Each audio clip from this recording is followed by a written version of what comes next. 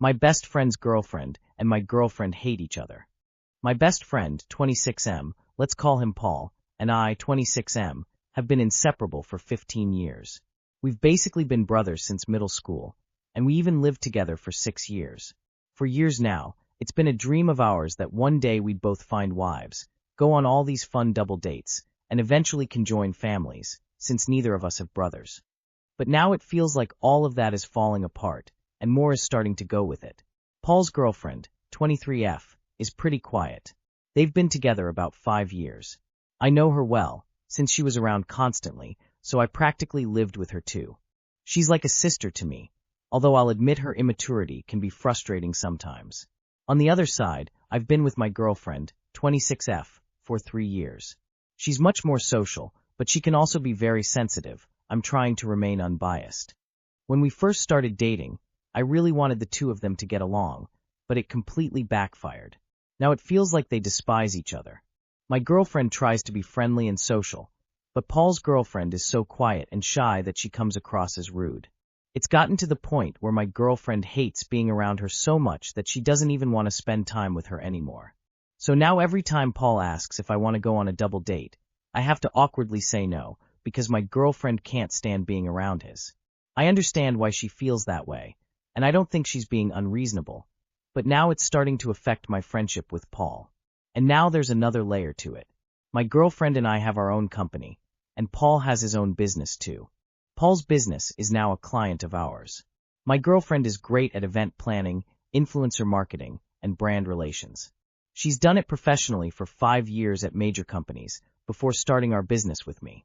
But now Paul's girlfriend has basically forced herself into the event planning for Paul's business. Even though my girlfriend has already secured 15 brand sponsorships and built a huge guest list, Paul's girlfriend has started emailing brands herself, giving excessive design input, and trying to influence Paul's approvals/decisions. And if you know anything about marketing, or honestly just professionalism, double emailing a brand for sponsorship makes you look disorganized and uncoordinated. So her just going and doing that is so dumb. It almost feels like it's coming from jealousy. What it feels like is Paul was really impressed with what my girlfriend was doing, and his girlfriend suddenly wanted to prove she could do it too. And since she doesn't work and is basically a stay-at-home girlfriend, she has unlimited time to involve herself. I don't know what to do. It's starting to bother me, but I don't want to make anything awkward or create drama. At the same time, I can feel myself starting to resent Paul's girlfriend too, and I hate that.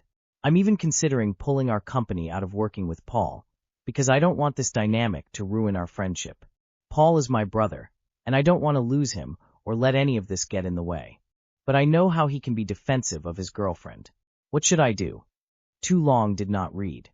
My best friend Paul and I have been like brothers for 15 years, but our girlfriends can't stand each other. Right now, Paul's business is now a client of mine and my girlfriend's company. And even though my girlfriend has secured 15 sponsorships and is handling the event professionally, Paul's girlfriend keeps inserting herself, emailing brands for herself, and giving way to input. It feels driven by jealousy, and I'm starting to resent her, but I don't want drama or to lose my best friend. What do I do? If you value your relationships, you will fire your friend as a client. Time to fire this client. So it's you and your girlfriend's company, and Paul's company? Are you saying that Paul's girlfriend is not on the payroll at his company, but she's making decisions on their behalf? Is she part owner? If not, that's a big yikes. My boyfriend, 22M, plans to start a new life without me, 19F, but wants to keep dating me until he is ready to leave. Is this fair? I'm 19 and my boyfriend is 22. We've been together for about 2 months. From the start, our relationship has felt very natural and easy. We share similar values and interests, get along really well, and genuinely enjoy spending time together. I often stay at his place, and overall everything in the relationship feels healthy and good. However, early on he told me that in about a year he plans to move away and start a new life. At the time, I agreed to continue the relationship because I thought there was a possibility we could start that new life together, and I was open to the idea of moving with him. Today we talked about this again, and he was very clear. He said he loves me and wants to spend as much time together as possible right now, but he has already decided to move away alone and does not plan to change that decision. This has left me feeling really conflicted. Part of me feels like I'm staying in a relationship that already has an expiration date, and that scares me. I don't know if I'm protecting myself by considering ending things now, or if I'm self-sabotaging something good by walking away too early. I care about him, and I enjoy being with him, but I'm afraid that the longer I stay, the more attached I'll become, and the harder it will be later. I'd really appreciate any advice or outside perspective on how to approach this situation, or what I should be thinking about moving forward. Too long did not read, I, 19F, have been dating my boyfriend, 22M, for 2 months. He plans to move away alone in about a year and doesn't see a future together long term, even though he says he loves me and wants to keep seeing me for now. I'm unsure whether to stay or end the relationship before getting more attached. Girl, it's only been 2 months. There's no reason to do this to yourself. The only thing which matters here is what you want, and if you think it's fair or not. Such an arrangement might work well for some, but not for others. He just wants to keep getting laid until he leaves. Also, girl, come on. You've been dating 2 months, and early on you were contemplating moving away from everything you know with him. You need to make better choices.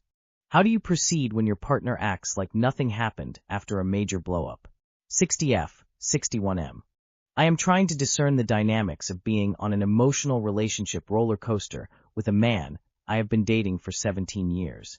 For the most part, we genuinely have a solid relationship and travel extensively together throughout the world, which has been one of the great joys of our time together. We recently had a significant blow-up while traveling in Tulum, Mexico. The argument escalated to a point where my fight-or-flight mechanism kicked in out of a need for emotional safety, and I made the decision to fly back to the USA early, cutting our trip short. This wasn't a decision I made lightly. Leaving mid-trip felt like the only way to protect myself in that moment. Here's what has my head spinning. He acted like nothing happened afterward. There was a short pause, and then he resumed contact as if we'd simply had different travel plans all along. No acknowledgement of the severity of what occurred.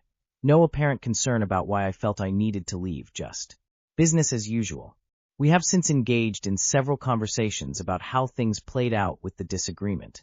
He's been willing to talk when I've brought it up, but I can't shake the feeling that we're not on the same page about what actually happened or its significance.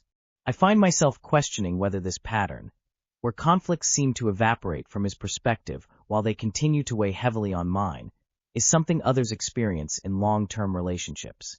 Part of me wonders if I am overthinking things. Maybe my fight-or-flight response is the actual problem here, and I'm creating drama where none needs to exist. I also realize it's important not to dwell endlessly on issues that cause disagreements, as that can prevent a relationship from moving forward. But at the same time, sweeping things under the rug doesn't feel healthy either. After 17 years together, I expected we'd have better tools for navigating conflict, but this pattern keeps repeating. I would genuinely love some outside perspective on whether this dynamic is workable, or if I'm missing something important about how to process these situations. Too long did not read. After a major fight during travel, my partner of 17 years acts like nothing happened while I'm still reeling. We've talked, but I can't tell if I'm overthinking it or if this pattern of him moving on immediately while I process is a real problem. If you feel so unsafe you have to end a trip early, I don't understand why you're still in the relationship when you get back. Do you have any discussions before you just decide to book a flight home? I think it's pretty telling when someone refuses to acknowledge the conflict. He's manipulative. He's putting it on you to bring it up. Imho, this is really unhealthy, as it shows he has zero remorse or taking any accountability for his part in this. Hey, can we talk about XYZ? I would like to know how we can deal with ABC. Yes, it's that easy. How do I AKS my mother to prioritize me?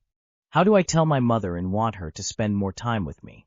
I, 33F, live in a different country from my mother, 66F. We moved here when I was a teen, and she has since moved back to our home country. My mom has always been somebody who likes to help people, and it is something I admire in her. But now, as an adult, I have realized that she will often gravitate to people who abuse her kindness. She has these toxic friends that insist everything in their life is due to the world being against them, even though it is their fault, and my mom ends up dedicating huge amounts of time to them. They often end up using her emotional and even financially. My mom barely talks to me. We have always gotten along and have never had a falling out, but then I moved out. Whenever I try to call her, or ask when she had time to talk, She says she is busy with her friends and church. I have asked to visit her, and she said I could come, but she has no time to see me because she needs to see a certain friend. Last time I visited, a year ago, she left me at home to visit these friends, or went to her own room to talk to them online. I felt so sad that I flew 5 hours and wasn't important enough to spend time with. I asked my sisters, who live in our home country, and they said Mum sees them a lot to help with granddads. They said she always speaks well of me and says I am independent and don't need her, and they feel like Mum is only their TI help, not to actually see them. But I want to talk to my mum.